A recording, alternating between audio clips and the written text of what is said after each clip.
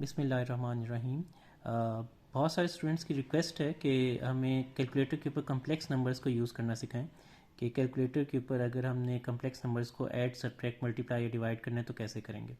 तो सबसे पहले हमने ये सीखना है कि कम्प्लेक्स नंबर्स को हमने कैसे यूज़ करना है, एक फॉर्म से दूसरी फॉर्म में कैसे कन्वर्ट करना है। उसके लिए नॉर्मली हमारे पास ये साइंटिफिक कैलकुलेटर तमाम स्टूडेंट्स के पास होता है। इस साइंटिफिक कैलकुलेटर में जब हम नॉर्मली इसको यूज़ करते हैं तो इस मोड में काम कर रहा होता है। हमें सबसे पहले इसको कम्प्लेक्स मोड में लेकर जाना है। उसके लिए ये मोड का बटन प्रेस करें। यहाँ पर देखें आपके पास जो नंबर 1 है COMP, ये नॉर्मल मोड है। और अगर आप कम्प्लेक्स में यूज़ करना चाहते हैं तो फिर आपने 2 को प्रेस करना होगा। 2 शो कर रहा है यहाँ पे कि कम्प्लेक्स नंबर है, तो आपने 2 को प्रेस करना है। 2 प्रेस करेंगे तो ये कम्प्लेक्स मोड के अंदर कन्वर्ट हो जाएगा। अब कम्प्लेक्स मोड यहाँ पे लिखा हुआ है, आप डिस्प्ले के ऊपर देख सकते हैं। उसके बाद आपने कोई भी नंबर यहाँ पे अगर ऐड करना है या सब्ट्रैक्ट करना है, उस नंबर को यहाँ पे लिख सकते हैं। आप नंबर को लिखने के दो तरीके अडॉप्ट कर सकते हैं। या तो आप उसको रेक्टेंगुलर फॉर्म में लिखेंगे या पोलर फॉर्म में लिखेंगे। तो दोनों तरीक़ों से मैं आपको बता देता हूँ कि अगर फॉर एग्जांपल मेरे पास एक नंबर है 3+4 आयोटा, तो ये एक रेक्टेंगुलर फॉर्म में कम्प्लेक्स नंबर लिखा गया है।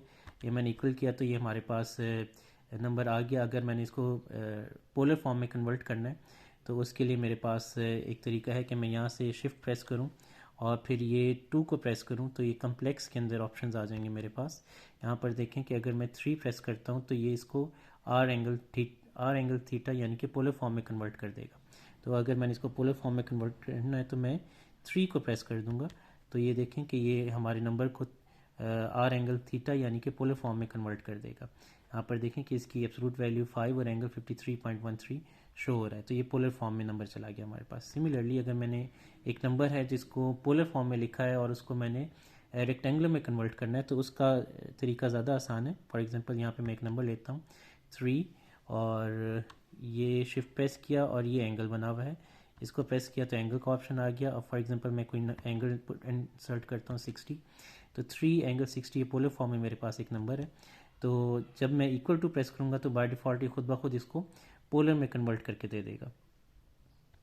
तो अगर मैं यहाँ पर इसको प्रेस करता हूँ, इस वाले बटन को प्रेस करता हूँ ST को, तो ये जो फ्रैक्शनल पार्ट में नंबर आ रहा होता है वो डेसिमल पार्ट में कन्वर्ट होकर आ जाता है।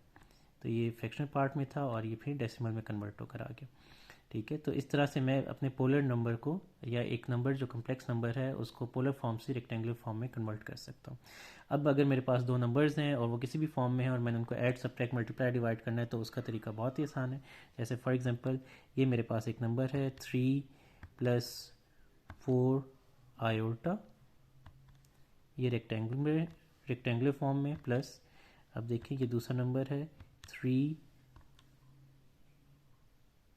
और ये एंगल और ये 60 और ये पोलर फॉर्म में। मैंने जस्ट इन दोनों को ऐड किया और मेरे पास ये उसने खुद ही फॉर्म्स को आपस में कंपेयर करने के बाद रिज़ल्ट दे दिया।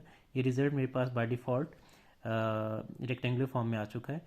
और अगर मैं अपने इस रिज़ल्ट को पोलर में कन्वर्ट करना चाहता हूँ तो ये फिर मैं आंसर और शिफ्ट करूँगा और कम्प्लेक्स में जाऊँगा और फिर मैं 3 प्रेस कर दूँगा तो ये हमारे आंसर को पोलर में कन्वर्ट कर देगा। तो इस तरीके से हम अपने नंबर को ऐड करने के बाद किसी भी एक फॉर्मेट में कन्वर्ट कर सकते हैं। हम चाहें तो उसे पोलर में कन्वर्ट कर दें, चाहें तो उसे रेक्टेंगुलर फॉर्म में कन्वर्ट कर दें। और जब हमने दो नंबर्स को ऐड या सब्ट्रैक्ट किया है तो ये हमारे लिए कोई लिमिटेशन नहीं है कि हमने किसी एक फॉर्मेट में इसको एंटर करना है। हम किसी भी फॉर्मेट में एंटर करके उसको ऐड या सब्ट्रैक्ट कर सकते हैं। सिमिलरली अगर हमने मल्टीप्लाई या डिवाइड करना है तो हम किसी भी फॉर्मेट में उसे कन्वर्ट करके मल्टीप्लाई या डिवाइड कर सकते हैं। जैसे फॉर एग्जांपल 3+4 आयोटा, ये मेरे पास रेक्टेंगुलर फॉर्म में, अगर मैं इसे डिवाइड करता हूँ, डिवाइडेड बाय 6 एंगल 30, अब मेरे पास ये नंबर पोलर फॉर्म में, तो मैं एक रेक्टेंगुलर फॉर्म के नंबर को पोलर फॉर्म से डिवाइड कर रहा हूँ।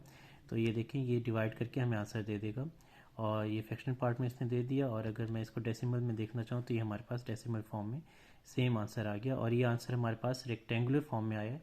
और अगर हम अपने इसी आंसर को पोलर फॉर्म में देखना चाहें तो फिर हमें क्या करना होगा, आंसर कम्प्लेक्स और फिर यहाँ से 3 किया तो ये हमारे आंसर को पोलर फॉर्म में हमें शो कर देगा। तो इस तरीके से हम अपने कम्प्लेक्स नंबर्स को ऐड, सब्ट्रैक्ट, मल्टीप्लाई, डिवाइड कर सकते हैं। जब हम ऐड, सब्ट्रैक्ट, मल्टीप्लाई, डिवाइड कर रहे हैं तो लाजिम नहीं है कि हम अपने नंबर्स को किसी एक स्पेसिफिक फॉर्मेट में लिखें।